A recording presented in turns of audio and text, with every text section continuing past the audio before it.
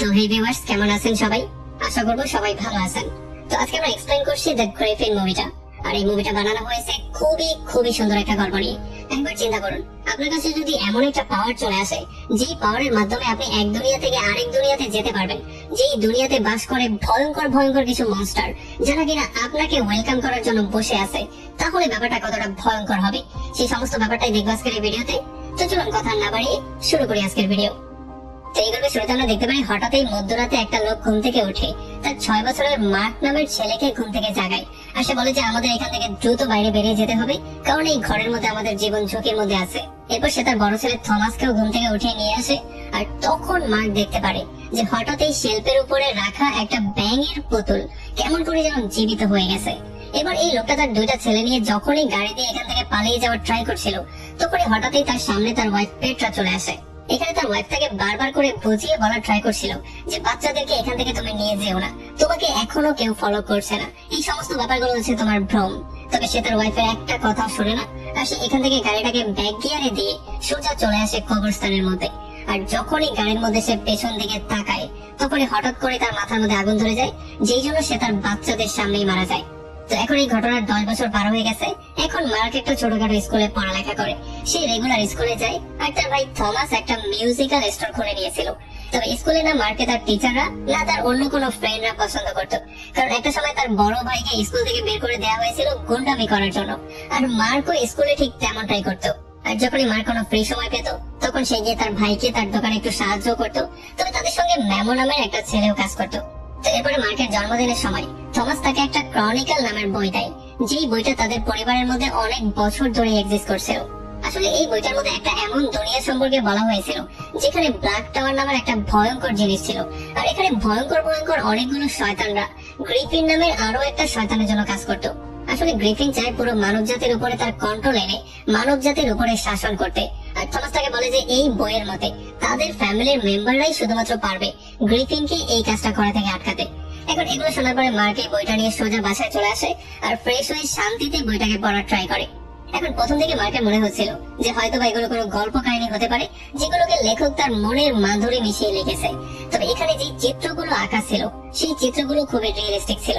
এরপরে যখনই মার্ক সেখান থেকে উঠে যাওয়ার ট্রাই করে, তখনই হঠাৎ করে সে টেলিপোর্ট হয়ে এমন একটা জায়গায় চলে আসে যেখানে একটা শয়তান তার সামনে ছিল। আর এই শয়তানকে দেখার পরে মার্ক প্রচন্ড ভয় পেয়ে দৌড়ে পালিয়ে যাওয়ার ট্রাই করে, তবে সে গিয়ে পড়ে একটা গর্তের মধ্যে। এই শয়তানটা একটা কুড়াল দিয়ে মার্ককে শেষ করতে যাচ্ছিলই, তবে হঠাৎই মার্ক জোরে চিৎকার করে ওঠে। আর তখন আবার সে তার বেডরুমে চলে আসে। এরপরে যখন পরদিন সকালবেলা মার্ক আবারও স্কুলে আসে, সে দেখতে পারে বেকি নামের একটা নতুন মেয়ে স্কুলে ভর্তি হয়েছে।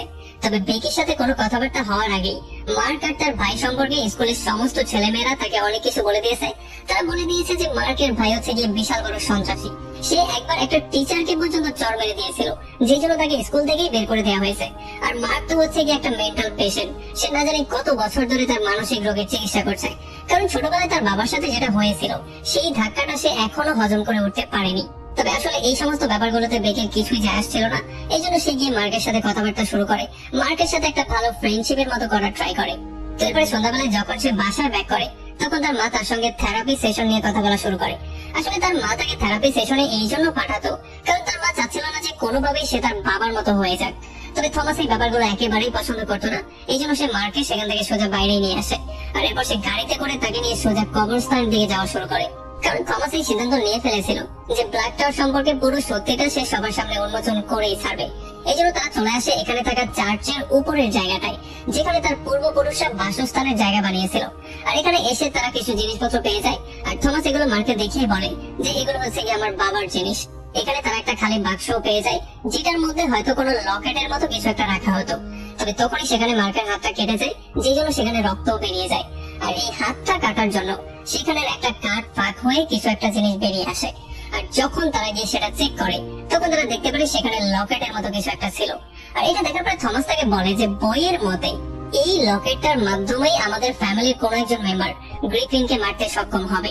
তবে এরপরে যখনই মার্ক এই জিনিসটা হাতে নেয়, তখন এখানে থাকা পাথরের মূর্তিগুলো পর্যন্ত জীবিত হয়ে যায়। আর তারা তাদেরকে মারার জন্য এদিকে আসা শুরু করে। এগুলো দেখার পরে তারা দুই ভাই সেখান থেকে কোন রকমে পালিয়ে নিজেদের জীবনটা সেভ করার ট্রাই করে। তবে তখনই ভয়ঙ্কর একটা বিশাল বড় মূর্তি তাদের সামনে চলে আসে। আর যখনই সেই মূর্তিটা তাদেরকে মারতে যাচ্ছিল, তখনই অন্য একটা এঞ্জেলের মূর্তি এসে সেই মূর্তিকে মারা শুরু করে। এই জন্য তাদের দুজনের মধ্যে ফাইট শুরু হয়ে যায়। আর এই সুযোগটা নিয়ে তারা দুই ভাই কোনো রকমে সেখান থেকে দৌড়ে চার্চের মধ্যে ঢুকে পড়ে। এখানে সারাটা রাত কাটানোর পরে পরদিন সকালবেলা যখন মার্ক জ্ঞান ফিরে পায়, তখন সে দেখতে পারে তার ভাই থমাস এখানে ছিল না। এই জন্য সে দ্রুত বাইরে চলে আসে। আর বাইরে এসে সে অ্যাঞ্জেলের মূর্তিটাকে প্রথমে থ্যাংক ইউ বলে তার জীবনটা সেভ করার জন্য। আর এরপর সে গাড়ি নিয়ে বেরিয়ে পড়ে তার ভাই থমাসকে খুঁজে বের করার জন্য। তবে এরপরে যখনই সে বাসায় গিয়ে ক্রনিক্যাল বইটাকে খুলে, তখন সে অদ্ভুত রকমের শব্দ শোনা শুরু করে। আর এখানে বারবার করে তাকে বলা হচ্ছিল যে তাকে ব্ল্যাক টাওয়ারের দুনিয়াতে গিয়ে যে কোনো ওয়েতে থমাসকে খুঁজে বের করতে হবে। এখন এরপরে মার্ক চলে আসে ডক্টর পিটারের কাছে, যে কিনা ছিল তার থেরাপিস্ট। আর এখানে এসে সে জানতে পারে যে বেকি আসলে তারই মেয়ে। এখান থেকে মার্ক তার ভাইকে খোঁজার জন্য সোজা চলে আসে তার স্টোরের মধ্যে। তবে এখানেও সে তার ভাইকে খুঁজে পায় না। এই জন্য সে গিয়ে ক্রনিক্যাল নামে সেই অদ্ভুত বইটাকে আবার ওপেন করে। আর এখানে সে সেই দুনিয়াতে যাওয়ার একটা আলাদা পোর্টাল পেয়ে যায়। তবে এই পোর্টালটা কোথায় ছিল এবং কিভাবে সে যাবে, এই জিনিসগুলো বুঝে ওঠার আগেই হঠাৎই তার সামনে একটা অদ্ভুত রকমের মাছি চলে আসে, যেটার জন্য সে প্রচন্ড ভয় পেয়ে যায়। আর এই জন্য হঠাৎই সে একটা ঘন জঙ্গলের মধ্যে চলে আসে। আর এদিকে যখন মেমো দোকানে এসে মার্ক আর থমাস কাউকেই দেখতে পায় না, তখন সে দ্রুত পেট্রাকে কল দিয়ে দেয়। আর পেট্রা প্রচন্ড ভয় পেয়ে পুলিশের কাছে গিয়ে তার ছেলেদের নিখোঁজ হওয়ার জন্য ডায়েরিও করে দেয়। আর এদিকে যখন মার্ক তার ভাইকে খুঁজছিল, তখন সে হঠাৎই থমাসকে পেয়ে যায়। থমাস তাকে দেখার পরে খুবই হ্যাপি ছিল। আর তার মনে হচ্ছিল হয়তোবা সে সেই পোর্টাল দিয়ে এসেছে, যেই পোর্টালটা সেই চার্চের মধ্যেই ছিল। তবে মার্ক যখন তাকে বলে যে সে কোনো পোর্টাল ছাড়াই এই দুনিয়াতে চলে এসেছে, তখন থমাস একটু বেশি শকড হয়ে যায়। তবে সে বুঝতে পারে যে মার্কের কাছে এমন একটা পাওয়ার আছে, সে চাইলেই আসল দুনিয়া থেকে ব্ল্যাক টাওয়ারের দুনিয়াতে কোন রকম পোর্টাল ছাড়াই ট্রান্সপোর্ট হতে পারে। এবার পরদিন সকালবেলা থমাস মার্ককে ঘুম থেকে তোলে, কারণ তাদের উপরে কিছু ভয়ঙ্কর জন্তু এসে আক্রমণ করে দিয়েছিল। আর এই মনস্টারদের থেকে বাঁচার জন্য তারা দুই ভাই দৌড়ে পালিয়ে যাওয়ার ট্রাই করছিল। তবে হঠাৎই একজন এসে থমাসের উপর আক্রমণ করে দেয়, যে জন্য থমাস সেখানে পড়ে যায়। আর মার্ক কোন রকমে সেখান থেকে পালিয়ে গেলেও থমাসকে তারা এখান থেকে অ্যারেস্ট করে নিয়ে যায়। আর এগুলো দেখার সঙ্গে সঙ্গে মার্ক আবারও টেলিপোর্ট হয়ে সোজা দোকানে চলে আসে। আর এইটা দেখার পরে বেকি আর মেমো প্রচন্ড ভয় পেয়ে যায়। এরপর তারা দুজন তাকে জিজ্ঞেস করে যে তোমার সাথে কি কি হয়েছে, সমস্ত ব্যাপারগুলো ডিটেইলি আমাকে বলো। আর এদিকে ব্ল্যাক টাওয়ারের দুনিয়াতে একটা সিংহলা লোক গিয়ে তার বসকে জানিয়ে দেয় যে যেই ছেলেটা টেলিপোর্ট করে বারবার এদিকে আসছিল, তার ভাইকে আমরা ধরে ফেলেছি। আর এদিকে যখন মার্ক বেকি আর মেমোকে সেই ক্রনিক্যাল বই আর ব্ল্যাক টাওয়ারের দেশ সম্পর্কে বলে, তখন তারা এগুলো কোনোভাবেই বিশ্বাস করতে চাইছিল না। এই জন্য মার্ক তাদেরকে এগুলো বিশ্বাস করানোর জন্য তাদেরকে নিয়ে সোজা সেই চার্চে চলে আসে, যেই চার্চের মধ্যে তারা দুই ভাই সেদিন ঢুকেছিল। তবে আজকে অনেকক্ষণ খোঁজাখুঁজি করার পরেও তারা সেই রুমটাই খুঁজে পায় না, যেই রুমের মধ্যে সেদিন তারা গিয়েছিল। আর এগুলো দেখার পরে বেকি আর মেমো প্রচন্ড রাগ করে ফেলে, কারণ তাদের মনে হচ্ছিল যে হয়তোবা মার্ক তাদেরকে নিয়ে মজা করছে। এই জন্য যখন তারা প্রচন্ড রাগ করে সেখান থেকে চলে যায়, তখন মার্ক প্রচন্ড রাগ হয়ে এখানে থাকা মূর্তিগুলোর উপরে পাঞ্চ করা শুরু করে, যেই জন্য ব্ল্যাক টাওয়ারের দেয়ালগুলোর মধ্যে ফাটল ধরে যায়।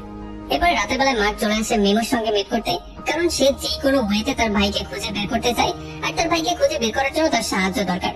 যদিও মেমো কোনোভাবেই তার গল্প কাহিনীতে বিশ্বাস করছিল না, তবে তবুও সে তাকে সাহায্য করার জন্য রাজি হয়ে যায়। এই জন্য সে তার সাথে সোজা চলে আসে সেই চার্চের মধ্যে। আর তারা দুজন মিলে সেই পোর্টালটাকে খুঁজে বের করার ট্রাই করে। এখানে বইয়ের দেয়া তথ্য মতে তারা কোন রকমের বেসমেন্টে চলে আসে, আর বইটাকে ফলো করে করেই তারা এখানে একটা দরজার সামনে চলে আসে। আর এরপরে যখনই মার্ক বইয়ের দেয়া মন্ত্রটাকে পড়া শুরু করে, তখন কয়েক সেকেন্ডের মধ্যে এখানে একটা স্পেশাল দরজা ওপেনও হয়ে যায়। আর নিজের চোখ দিয়ে সমস্ত ব্যাপারগুলো দেখার পরে মিমো পুরোপুরি শক্ট হয়ে যায়। আর যখন সে দরজা ক্রস করে এই সাইডে চলে আসে, তখন সে লক্ষ্য করে তার চোখটা অটোমেটিকলি ঠিক হয়ে গেছে। মানে এখন সে চশমা ছাড়াই সবকিছু ক্লিয়ারলি দেখতে পাচ্ছিল। আর তখনই দরজাটা বন্ধ হয়ে যায়। এই জন্য তারা দুজন প্রচন্ড টেনশনের মধ্যে পড়ে যায়। এখন মেমো তাকে জিজ্ঞেস করে যে তুমি এখান থেকে বাইরে বের হবে কি করে, এটা সম্পর্কে কি বইয়ের মধ্যে কিছু লেখা আছে? তখন যখনই মার্ক চোখ বন্ধ করে কিছু একটা চিন্তা করার ট্রাই করে, তখন হঠাৎ করে সে এখান থেকে গায়েব হয়ে আবার আসল দুনিয়ায় ব্যাক করে। এখন আসল দুনিয়াতে ব্যাক করে মার্ক প্রচন্ড ভয় পেয়ে গিয়েছে, কারণ সে মিমোকেও সেখানে রেখে দিয়ে চলে এসেছে। এই জন্য সে আবারও সেই জায়গায় টেলিপোর্ট হওয়ার অনেক রকম ট্রাই করে, তবে কোনোভাবেই সে টেলিপোর্ট হতে পারছিল না। তবে তখন এখানে তার মা চলে আসে। আর যখনই সেই ভয়ঙ্কর বইটাকে দেখতে পারে, তখন তার মনে হয় যে হয়তোবা তার হাজবেন্ডের মতোই তার ছেলে হয়ে যাচ্ছে। এই জন্য সে বইটাকে নিয়ে যাওয়ার ট্রাই করে। তবে যখন সে বইটা নিতে পারে না, তখন সে তাকে এই রুমের মধ্যে বন্ধ করে দিয়ে চলে যায়। আর এতে করে প্রচন্ড রাগ হয়ে মার্ক যখন এই দরজার মধ্যে জোরে জোরে পাঞ্চ করছিল, তখন ব্ল্যাক টাওয়ারের দুনিয়ার সমস্ত দেয়ালগুলো পুরো ভূমিকম্পর মতো কাঁপছিল। এরপরে মার্কের মা দ্রুত ডক্টর পিটারকে কল দেয়, আর তাকে মার্কের সম্পর্কে সমস্ত ব্যাপারগুলো বলে। আর এগুলো শোনার পরে ডক্টর পিটার তাকে দ্রুত মার্ককে ফ্রি করে দেওয়ার জন্য বলে। আর যখনই মার্ক ফ্রি হয়ে যায়, তখন সে প্রথমেই সেই চার্চে চলে আসে। এখানে কাঠের উপরে সে একটা লেখা মেসেজ পেয়ে যায়, যেখানে বলা হয়েছে মিমো আশেপাশেই কোথাও আছে। এখন এখান থেকে মার্ক সোজা চলে আসে তাদের স্টোরের মধ্যে, আর এখান থেকে প্রয়োজনীয় জিনিসপত্রগুলো নেয়ার পরে সে সোজা চলে আসে বেকির সঙ্গে মিট করতে। আর এখানে বেকিকে সে সমস্ত ব্যাপারগুলো বুঝিয়ে বলার ট্রাই করে। সে তাকে বলে যে মিমোকে আমি ব্ল্যাক টাওয়ারের দুনিয়াতে একা রেখে দিয়ে চলে এসেছি, এখন তাকে নিয়ে আমার তো টেনশন হচ্ছেই, বরং আমার ভাই থমাসকে নিয়েও আমার টেনশন হচ্ছে। আমি যে কোনো ওয়েতে তাদের দুজনকে সেভ করতে চাই, এই জন্য আমি সিদ্ধান্ত নিয়েছি আমি চিরতরে সেখানেই চলে যাব, আর তাদেরকে সেভ না করে আর ব্যাকই করবো না। আর এরপর সে বেকিকে সেই বইটা দিয়ে বলে যে যদি আমি ফিরে না আসি তাহলে এই বইটা তুমি আমার মাকে দিয়ে দিও। আর এরপরে সোজা মার্ক সেখান থেকে ব্ল্যাক টাওয়ারের দুনিয়াতে এসে মেমো আর তার ভাই থমাসকে খুঁজে বের করার ট্রাই করে। আর এদিকে যখন বেকি বাসায় গিয়ে সেই বইটাকে পড়া শুরু করে, তখন এই বইয়ের মধ্যে অদ্ভুত রকমের গল্প গুজব দেখার পরে তার মনে হয় যে মার্কের মেন্টাল কন্ডিশন আসলেই খারাপ, সে আসলেই সুস্থ মানুষ না। আর তখন এদিকে মার্ক পুরো একটা জঙ্গল কভার করেও মেমোকে খুঁজে পায় না, এই জন্য হাঁটতে হাঁটতে সে চলে আসে একটা পাহাড়ের চূড়ায়। আর এখানে এসে সে মেমোর ফেভারিট সংটাকে প্লে করে দেয়। তবে তখনই কিছু ভয়ঙ্কর মনস্টারও এই গানটা শুনতে পারে, এই জন্য তারা মার্কে ধরার জন্য সেই গানটার সাউন্ড ফলো করা শুরু করে। আর এদিকে বাস্তব দুনিয়াতে বেকি সেই ক্রনিক্যাল বইটা নিয়ে তার একটা ফ্রেন্ডের সঙ্গে এসে মিট করে, আর তাকে এই সমস্ত কিছু বলে মার্কের সেই অদ্ভুত গল্পটাও তাকে শুনিয়ে দেয়।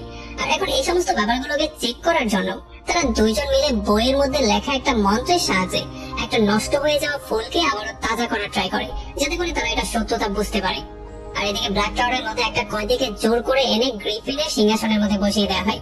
আসলে গ্রিফিন নিজেই কিছু বলতে পারতো না, সে অন্য কারো মাধ্যমে সমস্ত মেসেজ গুলো সবাইকে দিত। আর যখনই এই লোকটাকে এখানে বসানো হয়, তখনই গ্রিফিন তার ধারালো আঙ্গুলগুলো তার পেটের মধ্যে ঢুকিয়ে দেয়, যে জন্য এই কয়েদি তার মনের সমস্ত কথাগুলো বলা শুরু করে। আর এদিকে যখন মার্ক হন্য হয়ে মেমোকে খুঁজছিল, তখন মেমোকে খুঁজে পাওয়ার আগে সেই ভয়ঙ্কর মনস্টার গুলো তাকে খুঁজে পেয়ে যায়, এই জন্য এখান থেকে বাধ্য হয়ে তাকে পালিয়ে যেতে হয়। তবে যখন সে পালাচ্ছিল তখন হঠাৎ করেই তার সামনে একটা ভয়ঙ্কর লোক চলে আসে, যে লোকটার পুরো ফেসটা অদ্ভুত কাপড় দিয়ে মোড়ানো ছিল। আর এই লোকটা মার্কে চুপ করতে বলে তার মুখের মধ্যে অদ্ভুত রকম একটা লিকুইড লাগিয়ে দিয়ে তাকে নিয়ে সোজা একটা গুহার মধ্যে লুকিয়ে পড়ে। আর এদিকে বেগে তার বন্ধুদের সঙ্গে বইয়ের মধ্যে দেয়া সেই মন্ত্র এবং টেকনিকের সাহায্যে একটা নষ্ট হয়ে যাওয়া ফুলকে আবারও তাজা করার ট্রাই করছিল। এই জন্য বইয়ের নিয়ম অনুসারে তারা সেটার উপরে এক ফোঁটা পানি দেয়, আর সেটা তাজা হওয়ার জন্য অপেক্ষা করা শুরু করে। তবে আসলে এমন কিছুই হয় না, এই জন্য প্রচন্ড আপসেট হয়ে বেগে সিদ্ধান্ত নেয় সে যে কোনো ওয়েতে চার্চের সেই পোর্টালটা খোলার শেষ একটা চেষ্টা করবে। আর যেহেতু তার সাথে তার বন্ধুরাও যাবে, এই জন্য যাওয়ার আগে সেই ফুলটাকে নিয়ে তার একটা বন্ধু গ্লাসের পানির মধ্যে রেখে দিয়ে চলে যায়। আর এদিকে ব্ল্যাক টাওয়ারের দুনিয়াতে যখন সেই ভয়ঙ্কর মনস্টার গুলো এখান থেকে চলে যায়, তখন সেই লোকটা তার মুখ থেকে কাপড়টা সরায়, আর সে বলে যে সেই হচ্ছে গিয়ে মিমো। এটা দেখার পরে মার্ক একটু শক্তি হয়ে যায়। তবে তখন মার্ক জানতে পারে যে আসল দুনিয়ার একদিন এখানে কয়েক বছরের সমান, এই জন্য মিমোর দাড়িমো ছুটে গেছে এমনটাও না, তার দাড়িতে পাকও ধরেছে। এরপরে মার্ক আর মিমো চলে আসে এমন একটা জায়গায় যেখানে সেই জন্তুরা বিভিন্ন কয়েদিদেরকে ধরে বিভিন্ন শাস্তি দেয়। আর এখানে এসে তারা দেখতে পারে থমাসও এখানেই ছিল, তবে তারা চাইলেও এখন তাকে সাহায্য করতে পারতো না, কারণ যদি এখন তারা সাহায্য করতে যায় তাহলে তাদেরকেও সেখানে ফেসে যেতে হবে। তবে তখন একটা মনস্টার তাদের দুজনকে সেখানে দেখে ফেলে, এই জন্য বাধ্য হয়ে সেখান থেকে তাদেরকে দৌড়ে পালিয়ে আসতে হয়। আর দৌড়াতে দৌড়াতে তারা এমন একটা পাহাড়ের উপরে চলে আসে যেটার সামনে আর কোনো রাস্তাই ছিল না, মানে সামনে ছিল বিশাল বড় একটা গর্ত। আর এদিকে বেকি তার বন্ধুদেরকে নিয়ে সোজা সেই চার্চের পোর্টালের কাছে চলে আসে। আর এখানে বইয়ের দেওয়া সমস্ত মন্ত্র অনুসারে তারা যখন সবগুলো জিনিসই ট্রাই করে, তখন কোনোভাবে এই পোর্টালটা ওপেনই হচ্ছিল না। আর এদিকে যখন সেই মনস্টাররা মার্ক আর মেমোর একেবারে কাছে চলে আসে, তখন তারা ধরাই পড়তে যাচ্ছিল, কিন্তু শেষ মুহূর্তে মার্ক তার যোগ্যতার উপরে বিশ্বাস করার সিদ্ধান্ত নেয়, এই জন্য সে মেমোকে ধরে সোজা সেখান থেকে নিচে লাফ দেয়। আর যখনই সে তার মনোযোগ এক জায়গায় ধরে রাখে, তখনই হঠাৎ করেই সে ট্রান্সপোর্ট হয়ে তার রুমের মধ্যে চলে আসে। আর যখন এখানে পড়ার আওয়াজ পেটটা শুনতে পারে, তখন সে দৌড়ে রুমে চেক করতে আসে। এরপরে মার্ক সোজা বেকিকে কল দেয় আর তাকে সেই বইটা নিয়ে আসার জন্য বলে। আর তখন আমরা দেখতে পারি বেকি রুমের মধ্যে সেই ফুলটা অলরেডি তাজা হয়ে গিয়েছিল, আর তাছাড়া সেই ফুলের মধ্যে থেকে একটা পোকাও বাইরে বেরিয়েছিল। এরপর পরদিন সকালবেলা মার্ক আর মেমো মিলে কিভাবে থমাসকে সেভ করা যায় সেটা নিয়ে প্ল্যানিং করা শুরু করে। এখানে যেহেতু মেমো অনেকদিন পার করে এসেছে, এই জন্য মেমো সেই জায়গাটা সম্পর্কে অনেক কিছুই জেনে গেছে। সে বলে যে একটা নদীর পাড়ে আমি লুকানোর মতো একটা জায়গা বানিয়েছিলাম, যেখানে নানান সময় তারা রেস্ট নেওয়ার জন্য থামে। আর তখন ব্ল্যাক টাওয়ারের একটা লোক গিয়ে গ্রিফিনকে খবর দেয় যে যেই ছেলেটা বারবার করে টেলিপোর্ট করে সে আমাদের হাত থেকে আরো একবার পালিয়ে গেছে। আর এইটা শোনার পরে গ্রিফিনের মাথা প্রচন্ড গরম হয়ে যায়। আর এদিকে যখন পরদিন সকালবেলা বেকি ঘুম থেকে ওঠে, তখন সে সেই ফুলটাকে আবারও তাজা অবস্থায় দেখতে পারে। এটা দেখার পরে সে পুরোপুরি শক্ত হয়ে যায়। আর এরপরে যখন সে সেই বইটা নিতে যায়, তখন সেই পোকাটা তাকে কামড়াতে যাচ্ছিলই, কিন্তু কোনো রকমে সে বইটা নিয়ে বের করে সেটা তার বাবাকে দিয়ে দেয়, কারণ মার্কের এই ব্যাপারগুলো তার কাছে গল্প কাহিনীই মনে হচ্ছিল। আর যখন সে স্কুলে গিয়ে এগুলো মার্ককে বলে তখন মার্ক প্রচন্ড রাগ করে ফেলে। আর এদিকে যখন বেকির বাবা সেই বইটাকে ভালো করে পড়ে তখন সে এগুলো দেখার পরে ক্লিয়ার হয়ে যায় যে মার্ক আসলে অসুস্থ। এই জন্য সে সোজা তার মায়ের কাছে চলে যায় আর তার মাকে বলে যে তোমার ছেলের মানসিক অবস্থা ঠিক নেই, তাকে যে কোনো ওয়েতে পাগলখানায় ভর্তি করাতে হবে। আর এইটা শোনার পরে পিটার রাজিও হয়ে যায়। আর একটু পরে মার্কের ঘরের মধ্যে অ্যাম্বুলেন্স চলে আসে আর এখানে লোকজন তাকে জোর করে ধরে নিয়ে যাওয়ার ট্রাই করছিল। তবে মার্ক কোন রকমে তাদের থেকে পালিয়ে সোজা সেখান থেকে চার্চে চলে আসে, যেখানে কিনা মেমো অলরেডি তার জন্য ওয়েট করছিল। আর যখন তারা চলে যাওয়ার ট্রাই করছিল তখনই সেই লোকজনগুলো আবারও এসে তাদের উপর আক্রমণ করে দেয়। আর এইবার তারা দুইজন মিলে তাদেরকে ফেস করার ট্রাই করে। আর তখন আমরা দেখতে পাই এখানে মুখ ঢেকে একটা লোক চলে আসে, যে কিনা এসে এই লোকগুলোকে আচ্ছা রকম করে ধুলাই করা শুরু করে। সে এমন করে একজনকে পেটায় যে তার এখানে মৃত্যুই হয়ে যায়। তবে এই সমস্ত ব্যাপারগুলোতে মার্ক আর মেমো কোন রকমে পালিয়ে চলে যায়। আর এদিকে যখন পেট্রা তার ছেলের জন্য চার্চের বাইরে ওয়েট করছিল তখন সে দেখতে পারে মার্ক চার্চ থেকে বাইরে এসেছে আর তার জামা কাপড়ের মধ্যে রক্ত লাগানো ছিল। তবে তখন অন্য সাইডে আমরা দেখতে পারি মার্ক আর মেমো টেলিপোর্ট হয়ে অলরেডি এই দুনিয়াতে চলে এসেছিল। এই জন্য মেমো দ্রুত তাকে সেই জায়গায় নিয়ে যাওয়ার ট্রাই করে যেখানে লুকানোর একটা জায়গা সে বানিয়েছিল। আর এদিকে ডক্টর পিটার এসে বেকিকে ক্লিয়ার করে বলে দেয় যে মার্ক একটা লোকের জীবন নিয়ে নিয়েছে, সো সোজা কথায় তার সাথে কোনোদিনও মিট করা যাবে না, তার থেকে দূরে থাকার ট্রাই করো। আর এই জন্য প্রচন্ড আপসেট হয়ে যখন বেকি গান শুনতে শুনতে ফ্লোরে শুয়ে পড়ে তখন অন্যদিকে আমরা দেখতে পারি ব্ল্যাক টাওয়ারের মধ্যে বৃষ্টি শুরু হয়ে যায়। আর এই বৃষ্টির জন্য মেমো প্রচন্ড ভয় পেয়ে যায়, কারণ এখানে যখনই বৃষ্টি পড়ে তখন ফুলের উপরে পানি পড়ার জন্য ফুলগুলোর মধ্য থেকে ভয়ঙ্কর রকমের পোকা বের হয়, যেগুলো কামড় দিলেই মৃত্যু। আর তখন এদিকে বিকির উপরেও সেই অদ্ভুত পোকাটা আক্রমণ করে দেয় আর এটা সোজা তার মুখের মধ্যেই চলে যায়। দেখি কোন রকমের মুখের মধ্য থেকে এটাকে টেনে বের করে আর এরপর এটার উপরে লবণ দিয়ে এটার খেলা সেখানে শেষ করে। আর তখন এদিকে মার্ক আর মেমো এই পোকাগুলো থেকে নিজেদের জীবন বাঁচানোর জন্য দৌড়ে একটা পাহাড়ের উপরে চলে আসে। আর যখন এখানে রাতটা শেষ হওয়ার পরে পরদিন সকাল হয়ে যায় তখন তারা দেখতে পারে সমস্ত পোকাগুলো কেমন করে যেন পুড়ে গেছে। আর তখন এদিকে বেকি সোজা তার বাবার রুমে গিয়ে সেই ক্রনিক্যাল বইটাকে খুঁজে বের করার ট্রাই করে, কারণ মার্কের গল্পে এখন সে বিশ্বাস করে ফেলেছে। আর এরপর সে সোজা সেখান থেকে বইটা নিয়ে চলে আসে মার্কের মায়ের কাছে। আর তখন এদিকে মার্ক আর মেমো হাঁটতে হাঁটতে একটা পাহাড়ের উপরে বানানো একটা পুকুরের মধ্যে চলে আসে আর এখানে তারা মন ভরে গোসলও করে। আর তখন বাস্তব দুনিয়াতে আমরা দেখতে পারি যখন ডক্টর পিটার তার রুমে ব্যাক করে তখন সে রক্ত লাগানো সেই জামা কাপড়গুলো খুলে সেগুলোকে পুড়িয়ে দেয়। আর তখন এই ব্যাপারটা আমরা জানতে পারি যে ডক্টর পিটারই আসলে মার্কের বেশ ধরে সেই লোকজনকে পিটিয়েছিল আর একটা লোককে যে খুন করেছে সেটা সেই করেছে। আর তখন এদিকে ব্ল্যাক টাওয়ারের দুনিয়াতে গ্রিফিনের আড্ডাখানায় এমন একটা লোক চলে আসে যার আসলে কোনো চেহারাই ছিল না। আর এই লোকটা এসে গ্রিফিনকে বলে যে আমি মার্কে আসল দুনিয়াতে যাওয়ার জন্য বারবার করে আটকানোর ট্রাই করছিলাম, তবে আমি আসলে ফেল করেছি। আর তখন এদিকে মার্ক যখন মেমোর বানানো সেই গোপন ঘরটা দেখে তখন সে তার পরিশ্রম দেখার পরে খুবই হ্যাপি হয়ে যায়, কারণ এখানে একটা সিঁড়ির মাধ্যমে তারা উপর থেকে দাঁড়িয়ে এই রাস্তা দিয়ে যাওয়া প্রত্যেকটা লোকের উপরেই নজরদারি করতে পারবে। আর এদিকে বেকি সোজা পিটার কাছে এসে মার্ক সম্পর্কে সমস্ত ব্যাপারগুলো তাকে ক্লিয়ার করে বলে। এতদিন পর্যন্ত সে যা যা করেছে সেগুলো কেন করেছে সেই ব্যাপারগুলো তার কাছে ক্লিয়ার করে। সেখানে একটা ডিটেকটিভও ছিল, এই জন্য এগুলো শোনার পরে তারও মনে হয় যে হ্যাঁ, শহরের মধ্যে ইদানিং প্যারালাল অ্যাক্টিভিটি অনেকটা বেড়ে গেছে। আর এরপরে বেকি তাদেরকে সমস্ত ব্যাপারগুলো এক্সপ্লেন করা শুরু করে, তার পূর্বপুরুষের গল্প বলা শুরু করে আর সেই বইটা সম্পর্কে এক্সপ্লেন করা শুরু করে। তবে তখনই বেকির মনে হয় যে সে তার ব্যাগটা তো তার বন্ধুর গাড়ির মধ্যে রেখে দিয়েছে আর সেই ব্যাগটার মধ্যেই সেই বইটা ছিল। আর তখন এদিকে আমরা দেখতে পাই ব্ল্যাক টাওয়ারের দুনিয়াতে মার্ক আর মেমো তারা দুজন মিলে একটা প্ল্যানিং করছিল। এখানে মার্ক তাকে বলে যে আমরা সেই মাইন পর্যন্ত যেতে পারি যেই মাইনের মধ্যে বাধ্য করে সমস্ত বন্দীদের কাজ করানো হয়। এখান থেকে আমরা যে কোনো ওয়েতে থমাসকে খুঁজে বের করব আর তাকে নিয়ে সোজা আমি টেলিপোর্ট হয়ে আসল দুনিয়াতে চলে যাব। আর এরপরে মেমো কোনো রকমে সেখান থেকে সোজা চলে আসবে সেই টেলিপোর্ট হওয়া দরজার সামনে। আর তখনই মার্ক ভেতর থেকে দরজাটা খুলে দিলে মেমো সেই দরজা দিয়ে ভেতরে চলে আসতে পারবে। এতে করে তারা তিনজনই সেভ হয়ে যাবে। কিন্তু সবচেয়ে গুরুত্বপূর্ণ ব্যাপার হচ্ছে যেহেতু মার্ক এখন নিজের ইচ্ছায় টেলিপোর্ট হতে পারে না, সে কখন টেলিপোর্ট হয় এই ব্যাপারটা সে নিজেও জানে না। এই জন্য তাকে প্র্যাকটিস করতে হবে এই ব্যাপারটার উপরে কন্ট্রোল আনার জন্য। আর তখন এদিকে আমরা দেখতে পারি ব্ল্যাক টাওয়ারের দুনিয়া থেকে একটা লোক সোজা চলে আসে ডক্টর পিটারের কাছে। আর এখানে এসে সে তাকে একটা মেসেজ দেয়। সে বলে যে মার্ক এখন ব্ল্যাক টাওয়ারের দুনিয়াতে আছে। আর এই মেসেজটা পাওয়ার পরে যখন সে তার মেয়ে বেকির রুমের মধ্যে যায় তখন সে পুরোপুরি শক্ট হয়ে যায়। সে দেখতে পারে বেকি তো এখানে ছিলই না। আর এই জন্য সে এখানে থাকা সমস্ত ধুলাবালা গুলোকে এক জায়গায় করে আর এগুলোকে মুখের মধ্যে ঢুকিয়ে সে এই ব্যাপারটা বের করে ফেলে যে আজকে সারাদিন বেকির সাথে কি কি হয়েছিল। আর তখন সে জানতে পারে যে বেকি এখন একটা পার্টিতে আছে যেখানে সে তার সেই ব্যাগটা আনতে গিয়েছে।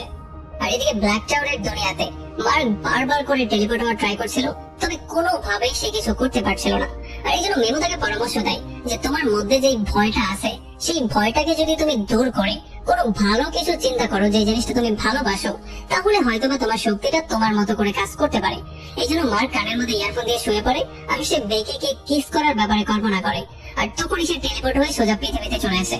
আর সেখান থেকে 1 সেকেন্ডের মধ্যে সে আবারও টেলিপোর্ট হয়ে মিমোর কাছেও চলে আসে। তবে তখন মিমো তাকে বলে যে তুমি 2 দিনের জন্য চলে গিয়েছিলে। আর তখন মার্ক এই ব্যাপারটা ক্লিয়ারলি বুঝতে পারে যে নিজের ইচ্ছা মতো টেলিপোর্ট হওয়ার জন্য সেই ব্যাপারটাকে মন থেকে অনুভব করতে হয়। আর তার বুঝতে হয় যে সে এখন সেই জায়গাতেই আছে। আর তখন এদিকে বেকি যখন সেই পার্টিতে এসে তার বন্ধুর থেকে সেই ব্যাগটা নেওয়ার ট্রাই করে, তখন সে দেখতে পারে এখানে সবাই খুবই ব্যস্ত ছিল।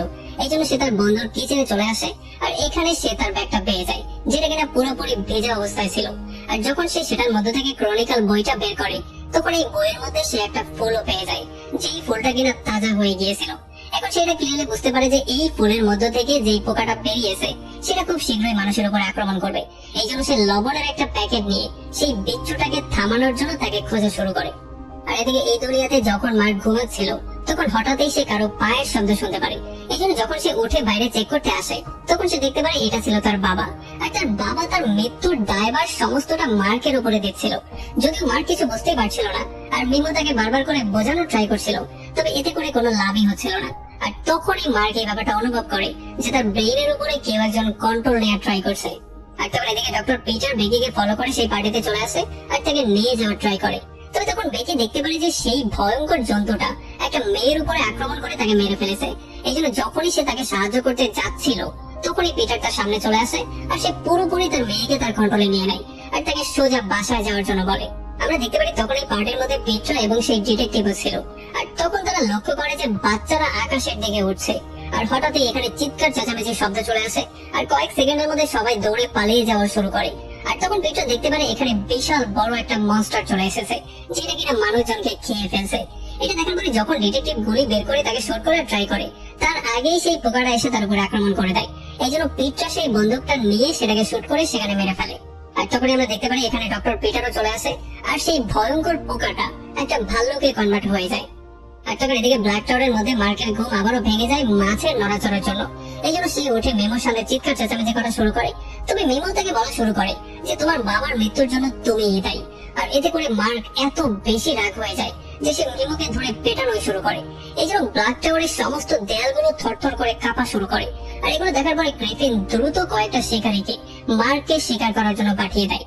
আর তখন এদিকে যখন আসল মেমো এখানে ব্যাক করে, তখন সে দেখতে পারে মার্ক অন্য একটা মেমোকে ধরে পেটাচ্ছিল। আর এটা দেখার পরে সে একটু বেশি শক্ট হয়ে যায়। তবে যখনই সে গিয়ে সেই মেমোকে টাচ করে, তখন সে হঠাৎই গায়েব হয়ে যায়। তবে পায়ের চিহ্নগুলো বলে দিচ্ছিল যে সে এখন কোন দিকে যাচ্ছে। এই জন্য মেমো একটা লাকড়ির টুকরো নিয়ে সেই দিকে ছুঁড়ে মারে, যেটা গিয়ে সেই বহু রূপের গায়ে লাগে, যে জন্য সে সেখানে বেহুশি হয়ে যায়। আর তখন সে তার আসল রূপেও ব্যাক করে। এরপরে তারা দুজন তাকে ধরে বেঁধে ফেলে। আর যখন সে জ্ঞান ফিরে পায়, তখন তাকে পুড়িয়ে দেওয়ার হুমকি দেওয়া শুরু করে।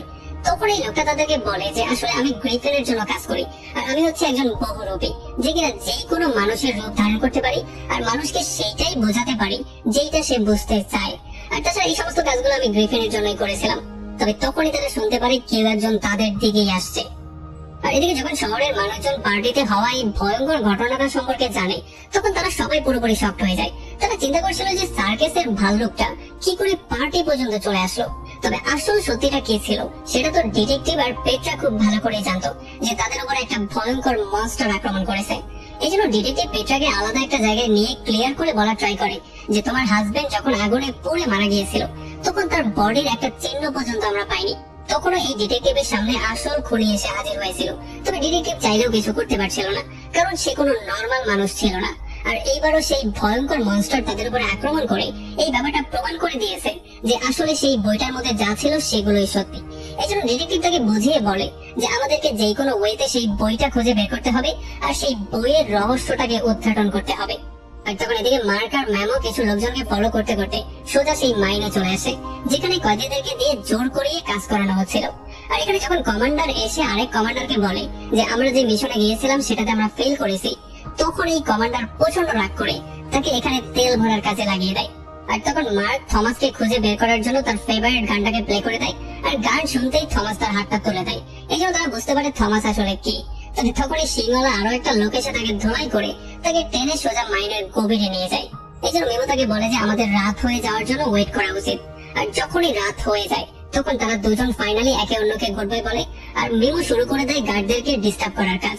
আর তখন মার্ক দৌড়ে তার ভাই পর্যন্ত চলেও আসে। তবে এখানে এসে সে বুঝতে পারে যে এখানে তেলগুলো তার টেলিপোর্ট হওয়া আটকে দিচ্ছিল। আর তখন থমাস তাকে এই ব্যাপারটা ক্লিয়ার করে বলে যে গ্রিফিনের আসল উদ্দেশ্য হচ্ছে তোমার পর্যন্ত পৌঁছানো, আর তোমার পর্যন্ত পৌঁছানোর জন্যই সে আমাকে ইউজ করছিল, কারণ সে তোমার শক্তিটার ইউজ করে পৃথিবীতে ট্রান্সপোর্ট হতে চায়। আর তখন এদিকে মেমো সেই পোর্টালের দিকে দৌড়ানো শুরু করে, আর সিংহলা সেই গার্ডরাও তাকে ফলো করা শুরু করে। তবে তখন এদিকে আমরা দেখতে পারি মার্ক আর থমাস তারা দুজনে এই ব্যাপারটা নিয়ে ঝগড়া করছিল যে গ্রিফিনের সাথে তারা কে ফাইট করবে। তবে তখন মার্ক তার পাওয়ারটাকে শো করে, সে তার সেই লকেটটার সাহায্যে তার পাওয়ার দিয়ে এখানে দেয়ালের মধ্যে একটা ফুটোই করে দেয়, যেই ফুটো দিয়ে কোনো রকমে তারা দুই ভাই তো পালিয়ে যায়। তবে বেচারা মেমো সেখানে ফেসে যায়, কারণ সেই ভয়ঙ্কর জন্তুগুলোর সাথে ফাইট করতে গিয়ে তাকে তার আঙুলগুলো পর্যন্ত বিসর্জন দিতে হয়। তবে তখনই একেবারে শেষ মুহূর্তে সেখানে মার্ক আর থমাস চলে আসে, যারা কিনা সেই সমস্ত মনস্টারদেরকে শেষ করে কোন রকমে মেমোকে সেভ করে। আর এদিকে যখন গ্রিফিন জানতে পারে তারা তিনজনই এখান থেকে পালিয়ে গেছে, তখন সে রাগের মাথায় পাগলের মতো হয়ে যায়। এই জন্য সে মানুষের বডি ছেড়ে নিজের আসল রূপে এসে তাদের তিনজনকে ফলো করার সিদ্ধান্ত নেয়। আর এরপরে যখন তারা তিনজন সেই পোর্টালের একেবারে সামনে চলে আসে, তখন হঠাৎই থমাস মার্কের কাছ থেকে সেই লকেটটা চায়। যখন মার্কেটটা দেওয়ার জন্য তাকে না করে দেয়, তখন সে গিয়ে তাকে পেটানো শুরু করে। তবে তখনই গ্রিফিন তাদের সামনে চলে আসে। আর তখন এদিকে আমরা দেখতে পারি পিটার আর ডিটেকটিভ চলে আসে ডক্টর পিটারের রুমের মধ্যে, যারা কিনা বেকিকে জোর করে বের করে নিয়ে যাচ্ছিল। তবে ডক্টর পিটার কোনোভাবে এমনটা হতে দিতে চাইছিল না। আর এদিকে যখনই মার্ক জ্ঞান ফিরে পায়, তখন সে দেখতে পারে চারপাশে ঘন কুয়াশা হয়ে গিয়েছিল। আর তখনই সে সেই লকেটটা হাতে নেয়, যেটা কিনা তার ভাই থমাস সেখানে ফেলে দিয়েছিল। তার ভাই থমাসের অবস্থা দেখার পরে সে এটা ক্লিয়ারলি বুঝতে পারে যে সে এখন গ্রিফিনের কন্ট্রোলে আছে। আর তখন এদিকে পেট্রা বেকির সঙ্গে সোজা চলে আসে সেই পোর্টালের দরজার সামনে। আর যখন তারা পোর্টালটা খোলার ট্রাই করছিল, তখন অন্যদিকে আমরা দেখতে পারি বারবার করে গ্রিফিন মার্ককে রাগিয়ে তোলার ট্রাই করছিল আর তার সাথে ফাইট করার জন্য চ্যালেঞ্জ দিচ্ছিল। যদিও মার্ক প্রথমে প্রচন্ড রাগ হয়ে তার সাথে ফাইট করতে যাচ্ছিলই, তবে শেষ মুহূর্তে সে তার বাবার কথাটা মনে করে, আর এই জন্য সে নিজেকে আবার শান্ত করে ফেলে। আর তখনই এদিকে যখন পেট্রা কোন রকমে সেই পোর্টালটা ওপেন করে ফেলে, তখন বেকি দৌড়ে গিয়ে সোজা মেমোকে টেনের মধ্যে নিয়ে আসে। আর এটা দেখার পরে মার্ক ক্লিয়ারলি বুঝতে পারে যে গ্রিফিন এখন প্রচন্ড রাগ করে আছে।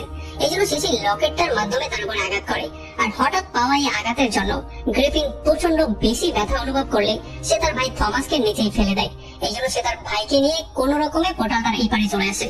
আর যখন গ্রিফিন মধ্যে আসার ট্রাই করছিল, তখন তার মুখের উপরেই তারা দরজাটা বন্ধ করে দেয়। আর এমনই একটা ভয়ঙ্কর পয়েন্টে এই পুরো মুভিটা এখানে শেষ হয়ে যায়। তো আমাকে কমেন্ট করে জানান কেমন লাগলো ভিডিও। যদি ভালো লাগে তাহলে অবশ্যই একটা লাইক করবেন, আর যদি এখনো আমাদের চ্যানেলটা সাবস্ক্রাইব করে না থাকেন তাহলে প্লিজ করে ফেলুন। তো আমাদের দেখা হবে অন্য কোনো ভিডিওতে অন্য কোনো একদিন। Till then, take care.